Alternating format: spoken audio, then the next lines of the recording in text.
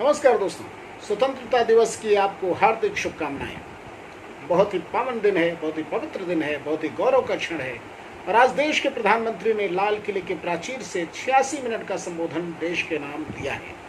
और उस संबोधन में क्या खास बातें हैं, इसी विषय पर आपसे चर्चा करूंगा। प्रधानमंत्री ने जो सबसे बड़ी बात जो मुझे लगती है लोगों के सेहत से जुड़ा मसला है, उन्होंने एक डिजिटल हेल्थ कार्ड का ऐलान किया है।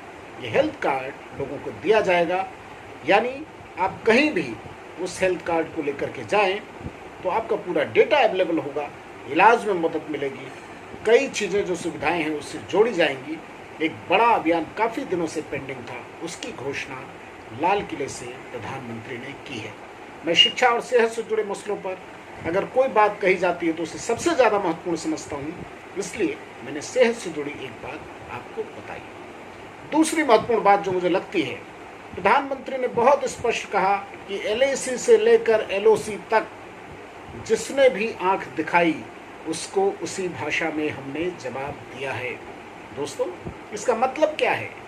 देश के प्रधानमंत्री ने पाकिस्तान और चीन को एक साथ एक बहुत बड़ा संदेश दिया है।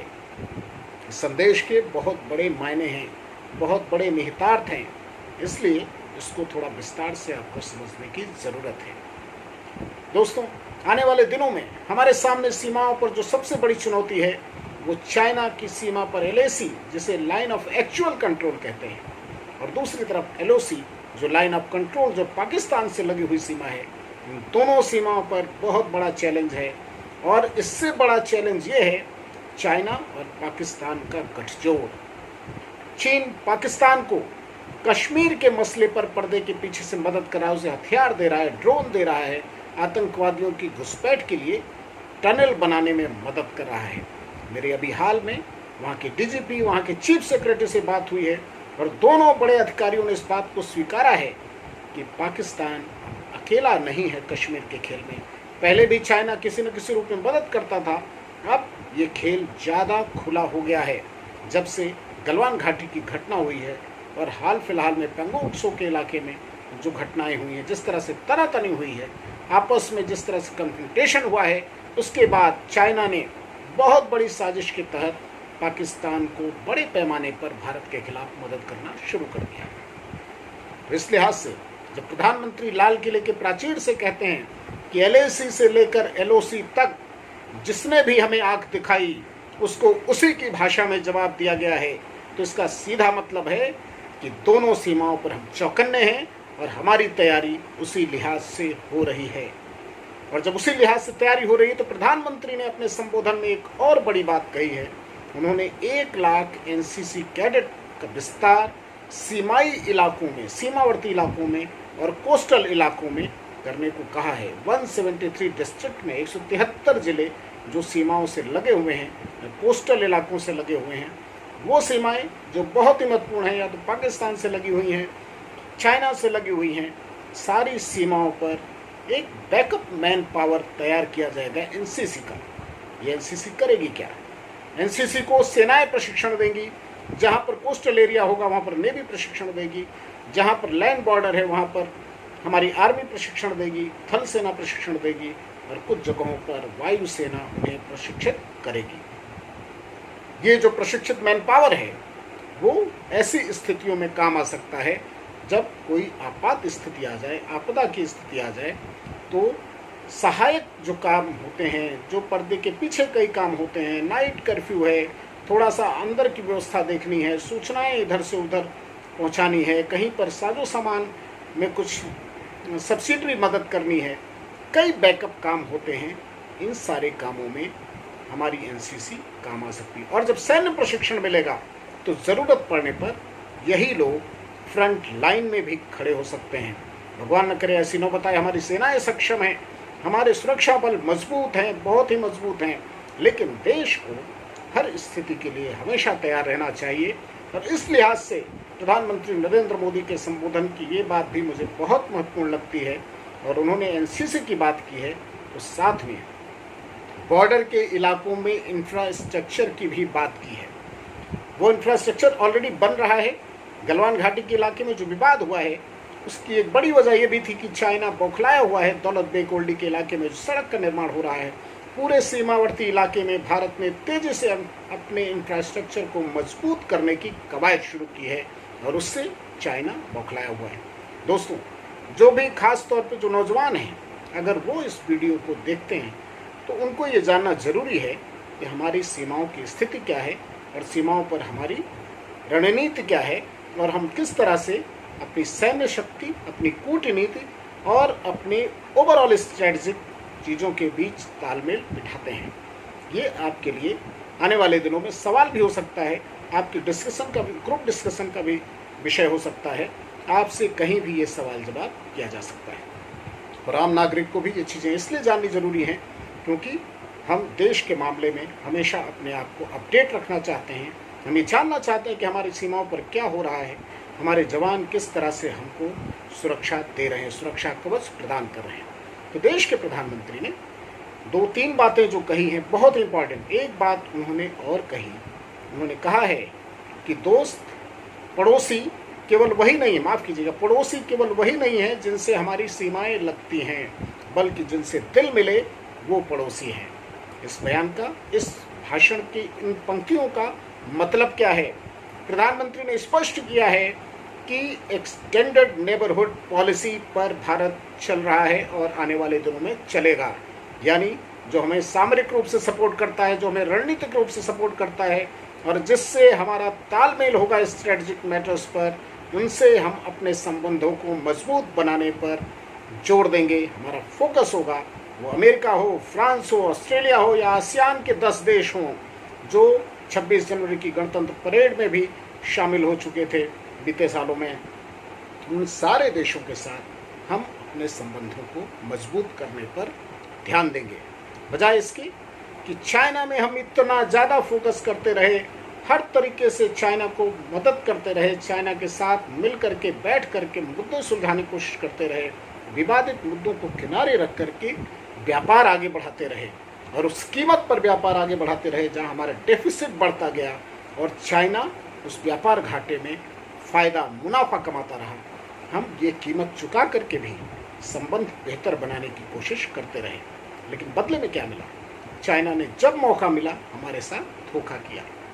तो प्रधानमंत्री जब लाल किले के प्राचीर से ये कहते हैं कि जिससे दिल मिले वो भी पड़ोसी है, तो हमारे जो भी समुद्री सीमाएं हैं, हमारी समुद्री सीमाएं जिनसे मिलती हैं, और आपको याद हो तो सार्क में जब अनबन हुई थी भारत और पाकिस्तान के बीच, पाकिस्तान की आतंकी हरकतों की वजह से सार्क की बैठक निरस्त हुई थी। उसके बाद से आज तक अभी बैठक हुई नहीं, सार्क की फुल फ्लेज बैठक हो नहीं पाई। मेरे ख्याल से 4 साल हो रहे हैं। उसकी जगह पर भारत ने बिम्स्टेक देशों को, उनके साथ तालमेल बिठाना शुरू किया था और उसमें सार्क के देशों को भी मिला करके और दक्षिण एशिया के आसपास के जो और देश हैं उनको मिला करके बैठकों का सिलसिला शुरू किया था। कई ऐसे फोरम हैं जो बन रहे हैं, जो विकल्प सामने हैं। देश के प्रधानमंत्री ने अब बिल्कुल साफ कर दिया है कि जिनसे दिल मिले वही पड़ोसी है, यानी जो हमारा साथ देने को तैयार होगा, जो हमारे साथ ईमानदारी का बर्ताव करेगा, उसी के साथ हम दोस्ती जैसा रिश्ता निभाएंगे। और अगर आप हमसे दुश्मनी करते हो तो उन्होंने साफ कर ही दिया है कि LAC से LOC तक जिसने भी आंख दिखाई उसको हम उसी की भाषा में जवाब देना जानते हैं। दोस्तों, प्रधानमंत्री के भाषण की मोटी मोटी बातें हैं और भी बहुत बातें उन्होंने की हैं। कोरोना वैक्सीन को लेकर के उन्होंने कहा है कि 3 वैक्सीन पर काम हो रहा है और जब भी वैज्ञानिकों की हरी झंडी मिलेगी भारत बड़े पैमाने पर उत्पादन को तैयार है। यानी और आत्मनिर्भर अभियान की बात की है उन्होंने, ये कहते हुए कि भारत देश रुकने वाला नहीं है, हमारे आत्मनिर्भर अभियान को कोई रोक नहीं सकता है। ये अभियान भी एक बड़े सबक के बाद सामने आया है। चाइना ने जिस तरह से धोखा किया, घटिया सामग्री दी, हम तमाम देशों पर डिपेंडेंट रहे, हमारे पास वेंटिलेटर नहीं, PPE किट नहीं, और जब परिस्थितियां ऐसी बनती हैं तो आदमी को बहुत कुछ सिखा देती हैं और उन परिस्थितियों ने हमें सिखाया। आज PPE किट के मामले में हम आत्मनिर्भर हो चुके हैं, हम दूसरे देशों को निर्यात कर सकते हैं, वेंटिलेटर हमारे देश में बन रहा है। तो प्रधानमंत्री ने बहुत साफ किया है कि ये अभियान अब यहीं पर रुकने वाला नहीं है। सारे सेक्टर में इस अभियान का विस्तार बहुत तेज़ी से होगा और इस महासंकट के बीच ही सारी पॉलिसीज इस दिशा में काम करेंगी और हम इस दिशा में आगे बढ़ेंगे। मित्रों, इन सब चीज़ों के साथ मैं कुछ और चीज़ों का भी उल्लेख करना चाहूँगा जो थोड़ा प्रधानमंत्री के संबोधन से हटकर है। आपने भी वो तस्वीरें देखी होंगी, वो वीडियो देखा होगा और मन आह्लादित होता है जब आईटीबीपी के जवान इंडो तिब्बतन पुलिस फोर्स जो 1962 में युद्ध के बाद बनाई गई थी, चाइना सीमा पर बॉर्डर की निगरानी का काम करती है। उसके जवान पैंगोंग त्सो के इलाके में, वही पैंगोंग त्सो का इलाका जहां पर चाइना हमसे भिड़ने को तैयार है, जहां पर फिंगर 8 फिंगर 4 की लड़ाई चल रही है, कुछ जगहों पर चाइना अभी भी बना हुआ है, उन इलाकों में तिरंगा मार्च किया आईटीबीपी के जवानों ने बड़े जोश के साथ। और पूरे देश को ये तस्वीर देख करके इतनी खुशी होती है। मित्रों, इसकी चर्चा इसलिए कर रहा हूँ कि आप सोचिए कि हमारे ये जवान किन परिस्थितियों में, किन विषम परिस्थितियों में, जहाँ एकदम ठंडक होती है, बर्फबारी कभी भी हो जाए तो इतना ज़्यादा तापमान नीचे गिर जाता है, इतने 18,000 हज़ार फीट की ऊंचाइयों पर मैं पैंगोंग त्सो के इलाके में गया हूँ। आप पहाड़ियों पर जाते हैं, जब लेह लद्दाख के इलाके से धीरे धीरे पहाड़ियों पर चढ़ करके फिर नीचे उतरते हैं, गाड़ियाँ ऐसे लगता है कि कभी भी थोड़ा सा अगर बरसात होती है फिसल रही, कब हम खाई में चले जाएंगे। बहुत ही विषम दुरूह परिस्थितियाँ। वहाँ पर हमारे जवान एकदम सीना चौड़ा करके खड़े रहते हैं, दुश्मन को आंख दिखाते हुए, और कोई आंख दिखाए तो उसकी आंख को निकालने के लिए तैयार रहते हैं। वहाँ पर आज स्वतंत्रता दिवस के मौके पर जब वो वीडियो आया, वो तस्वीरें आईं, तो मैं आपसे साझा करने से रोक नहीं पा रहा हूँ। प्रधानमंत्री के भाषण के इतर आप सभी को गर्व करना चाहिए कि हमारी सेनाएं, हमारे सुरक्षा बल के जवान, अमूमन जब हम सेनाओं की बात करते हैं तो आईटीबीपी और बीएसएफ को भूल जाते हैं।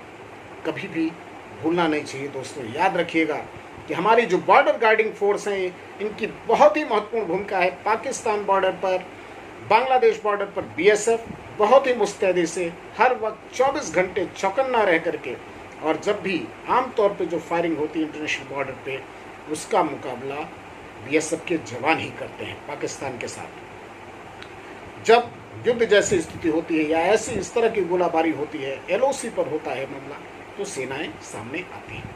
इसी तरह से चाइना बॉर्डर पर जो 24 घंटे निगरानी का काम है, कई जगहों पर संयुक्त गश्त होती है, उसमें आईटीबीपी और आर्मी के लोग होते हैं, लेकिन जो स्पेशलाइज्ड फोर्स है जो बॉर्डर की निगरानी करती है वो आईटीबीपी करती है। और आईटीबीपी के जवान, जब गलवान घाटी की घटना हुई थी तो उसमें भी उनका बहुत बड़ा रोल था, लेकिन वो नींव के पत्थर की तरह हैं, नींव की ईंट की तरह हैं, जिनका योगदान हमेशा पर्दे के पीछे रह जाता है। इसलिए मैंने चर्चा करना जरूरी समझा 15 अगस्त के दिन, आज़ादी के जश्न के दिन, कि हमारी ये फोर्सेस भी हैं जो आपको पर्दे के पीछे रह के नींव की ईंट बन करके देश की सुरक्षा के लिए बहुत महत्वपूर्ण योगदान देती हैं। और देश के प्रधानमंत्री हों या देश के रक्षा मंत्री हों, इन सभी लोगों को पता है, और जब भी मौका मिलता है वो इनके योगदान की चर्चा करते हैं। तो हम आप भी इस योगदान को याद करें, हमारी आर्मी के साथ उन सिक्योरिटी फोर्सेस को भी जिनकी सामूहिक शक्ति से हमारी सीमाएं सुरक्षित हैं, और हम अपने आज़ादी का जश्न बहुत गौरव के साथ मनाते हैं। बहुत बहुत धन्यवाद मित्रों। एक बार फिर से आपको स्वतंत्रता दिवस की बहुत बहुत शुभकामनाएं। ये आज़ादी मुबारक हो। हम इस आज़ाद भारत में अपना जिस भी तरह से योगदान कर सकते हैं, हम जो भी काम कर रहे हैं ईमानदारी से करें, ये संकल्प हमारा बना रहे। बहुत बहुत धन्यवाद। नमस्कार।